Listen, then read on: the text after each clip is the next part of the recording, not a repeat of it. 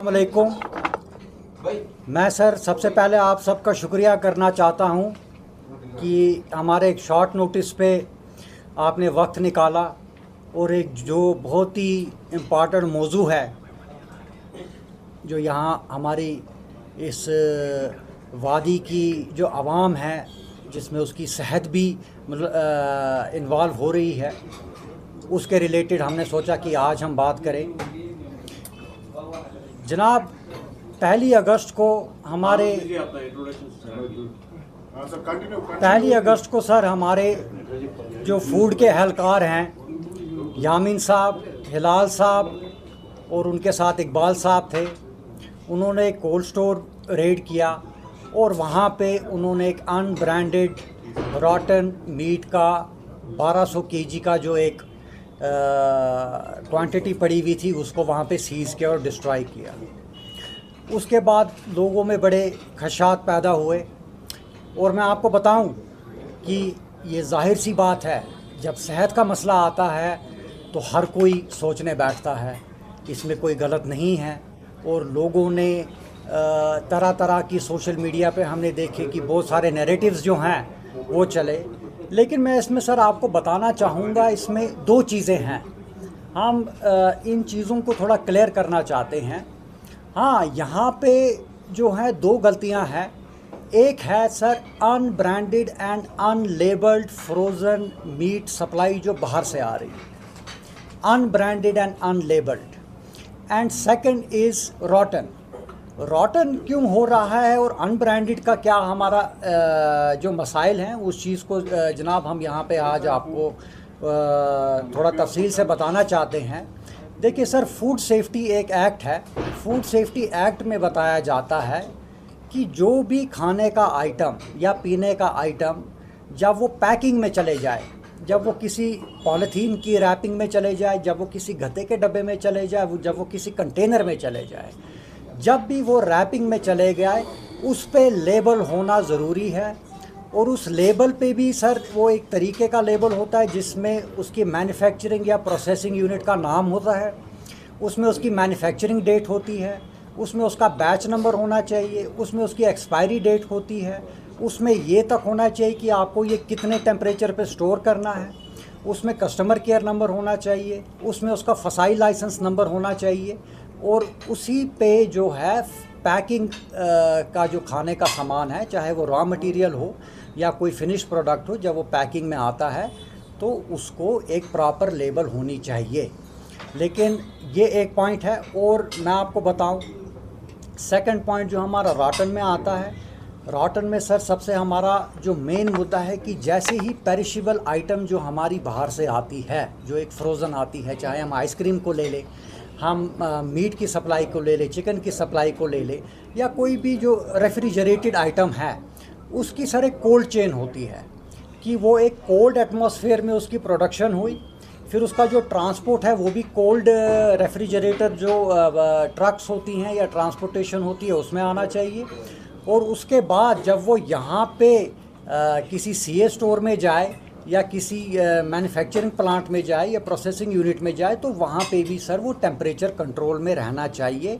और जब तक वो एक कस्टमर के हाथ तक ना आए तब तक उसका जो वो टेम्परेचर, डिज़ायर्ड टेम्परेचर है, वो बरकरार रहना चाहिए।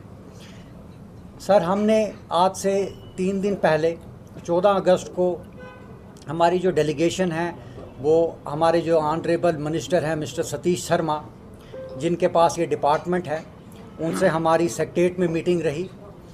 मुझे लगता है वो मीटिंग तकरीबन शायद 1.5 घंटा चली, जिसमें हमने बड़ी ही विस्तार से उनके साथ हमने बहुत पॉइंट्स जो हैं वो डिस्कस किए और हमने एक प्लान भी फॉर्मुलेट किया कि सर आपने इस चीज़ को कैसे ख़त्म करना है। क्योंकि मैं आपको बताऊं जनाब, ये बात रेस्टोरेंटों की नहीं है, ये लोगों की हेल्थ की बात है। ये हमारे यहाँ का जो पूरी आवाम है, हम कशिर पे ना वनान जू, it is about that, it is not about restaurants, it is not about से। तो उसमें सर हमने सबसे पहली अपील जो गवर्नमेंट से की है कि जो भी ये unbranded and unlabelled frozen meet and chicken जो बाहर से आ रहा है, सर इसको लखनपुर पे ही रुका दिया जाए और या उसको काजीगुंड में रुका दिया जाए। 2 चेक पोस्ट जो हैं वो इमीडिएट तौर पे कायम किए जाएं और जो भी लेबल्ड नहीं हैं उसको वहीं पे रुका दिया जाए। देखिए मैं आपको बताऊं सर, ऐसा नहीं है, जो फ्रोज़न कंपनियां हैं, बड़ी बड़ी कंपनियां भी हैं जिनके माल यहाँ पे आते हैं। तो लेकिन उस दिन मैं भी ये बड़ा हैरान हो गया कि जब मैंने एक इंटरव्यू में सुना कि वो कहता है 160 रुपये का जी केजी जो है हमको ये पड़ता है। खुदारा मुझे आप ये बात बताएं कि 700 रुपये का केजी यहाँ पे मीट है, तो वो 160 रुपये में उसको बोनलेस जो है वो कश्मीर पहुँच रहा है किसी बाहर की स्टेट से। दैट मीन्स जिससे उसने लिया है उसमें उसका भी प्रॉफिट है, उसमें ट्रांसपोर्टेशन चार्जेस भी हैं, उसमें अबनॉर्मल लॉसेस भी हैं, उसमें जीएसटी भी होगा। तो वो है कितने रुपए का और उस रुपए में मिल क्या रहा है। हाँ, लेकिन उस पे अभी तक क्यों उतनी कार्रवाई नहीं हो रही है? क्योंकि उन डब्बों में जो भी वो पैकिंग्स थी उन पे लेबलें नहीं लगी हुई हैं। सेकंड मैं आपको बताऊं, और हमारी सर दूसरी डिमांड गवर्नमेंट के साथ रही है, हमारे ऑनरेबल मिनिस्टर के साथ रही है कि आप जो फूड डिपार्टमेंट की जो चेकिंग्स हैं उसको इंटेंसिफाई करें, और जो भी इसमें मुलव्वस है, जो भी एस्टैब्लिशमेंट जो इस मीट को यूज़ कर रही है सर, उसका नाम जो है वो पब्लिक में आना चाहिए, वो थ्रू मीडिया इधर के लोगों को पता होना चाहिए। क्योंकि ऐसा नहीं है कि अगर कोई ठीक काम कर रहा है तो वो बेचारा भी इस लपेटे में आके आज अपना जो उसका रोज़गार है उस पर वो इफ़ेक्ट हो रहा है। वो भी हमने उनको एक किया है जिसमें उन्होंने हमको बड़ी ही एक पॉजिटिव नोट पे जो है उन्होंने कहा कि इमीडिएट तौर पे ये जो दोनों चीज़ें हैं, ये दोनों चीज़ें हम इमीडिएट तौर पे इस्टेब्लिश करेंगे। और हमने उनको तीसरी भी एक सजेशन दी कि जो हमारे स्ट्रीट वेंडर्स हैं और जो लोकल ढाबे हैं, चाहे वो वाजवान ढाबे हैं, हर जगह हमने देखा कि आजकल छोटी छोटी दुकानें खुली हैं जहाँ पे वाजवान मिल जाता है, वो ढाबा टाइप है, या हमारे स्ट्रीट पे वो रेडियाँ वगैरह लग रही हैं वहाँ पे है, उनकी भी जाकर इस चीज़ को इंटेंसिफाई किया जाए। क्योंकि हमने मेनली देखा कि जो ये सप्लाई हुई है, ये मोस्टली स्ट्रीट वेंडर्स जो हमारे हैं उनके थ्रू ये मार्केट में ये सप्लाई पहुंची है। इसमें आगे में हमारे सीनियर वाइस प्रेसिडेंट हैं डॉक्टर लतीफ़ अहमद लोन साहब, मैं इनसे भी गुजारिश करूंगा कि ये इस प्रेस कॉन्फ्रेंस को थोड़ा आगे लें। औज़ु बिल्लाहि मिनश शैतानिर रजीम, बिस्मिल्लाहिर रहमानिर रहीम। तकरीबन बाबर साहब ने इसमें बहुत एक मेजर पॉइंट्स आपके साथ शेयर किए हैं, मगर पहले ये एक चीज़ देखना है कि ख़राब और असल, ये को एक इंसान को इस चीज़ में सोचना चाहिए कि अगर हम चीज़ कोई दे रहे हैं, सप्लाई कर रहे हैं, क्या ये हलाल है या हराम है, ये पहले चेक करना है। हम क्या खा रहे थे अभी तक, फिर तो हलाल खा रहे थे, हराम खा रहे थे। क्योंकि बाबर साहब ने बोला कि क्योंकि मुझे इस चीज़ की वो डिटेल्स पता नहीं है, क्योंकि इसके एक्सपर्ट है, इसको इनको पता होता है इस चीज़ का कि 140 रुपये का यहाँ पर मीट आना, ये एक हैरान कौन चीज़ है। खाली 700 रुपये का मीट ही नहीं, उस पर फिर जब आगे हम जाते हैं, जब उसको फ्रोज़न करते हैं, वो तकरीबन 1250 रुपये पहुँचता है। तो इस चीज़ को डिफ्रेंशिएट करने के लिए अब देखिए कि अभी तक हम क्या खा रहे थे। फिर शायद मुझे लग रहा है कि अभी तक 90% जो बीमारियां अभी फैली हुई है पूरे कश्मीर में, शायद यही एक ज़रिया लग रहा है हमें।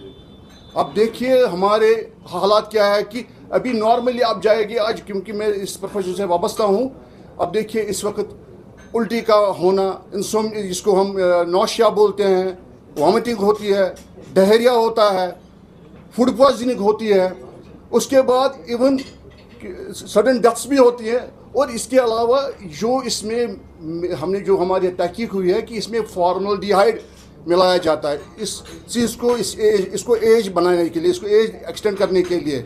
वो फॉर्मल्डिहाइड जो है वो कार्सिनोजेनिक है, वो कैंसर फैलाता है जिस्म में। तो इसका मतलब अगर ये रेट कैंसर की यहाँ पर बढ़ी है, ये भी एक बड़ा कारण है। ये भी, इसको भी देखने की ज़रूरत, इसको भी एड्रेस करने की ज़रूरत है। इसमें खाली हम एक डिपार्टमेंट को नहीं, इसमें मल्टीपल डिपार्टमेंट्स को इन्वॉल्व होना चाहिए। पहले एक अवेयरनेस और एक वर्कशॉप्स हमें क्रिएट करनी चाहिए बाज़ाब्ता। इसी को देखो, कोविड में बाज़ाब्ता हमने क्या, जो ही लगा कि वायरस आया तो तुरंत हमने क्या किया, मास्क इस्तेमाल किए, हैंड वॉश इस्तेमाल किए, यानी कि प्रिवेंटिव मेजर्स किए। इसी तरह डिपार्टमेंट्स को भी यही सोचना चाहिए बाज़ाब्ता। एक तो आप वहाँ पर प्रिवेंट कर रहे हैं, रोक रहे हैं, गलत चीज़ अच्छी बात है, मगर साथ साथ में लोगों को भी इस चीज़ की जानकारी देनी है, उनको वर्कशॉप देनी चाहिए, उनको बताना चाहिए असल क्या है, ख़राब क्या है। जब तक हम गाइड नहीं इस चीज़ को करेंगे तब तक कैसे इस चीज़ को ठीक करने की ज़रूरत है, नंबर 1। नंबर 2, जो लोग इस चीज़ में मुलवस नहीं है, ये बहुत बड़ी इंपॉर्टेंस है, क्योंकि ये इंडस्ट्री बहुत बड़ी इंडस्ट्री है। हम उस इंसान को जो बेकसूर है, जो काम कर रहा है, वो मारा जा रहा है ना इस वक्त। उस पर किसी को नज़र ही नहीं है। कितने रेस्टोरेंट्स अभी उनकी सेल 90% नीचे गई है। इस पे हमारी एम्प्लॉयमेंट पे कितना असर पड़ेगा, इसमें जो हमारा रॉ मटेरियल आ रहा है उन पे कितना असर पड़ेगा, जो इससे वाबस्ता एलेड है उन पे कितना असर पड़ेगा।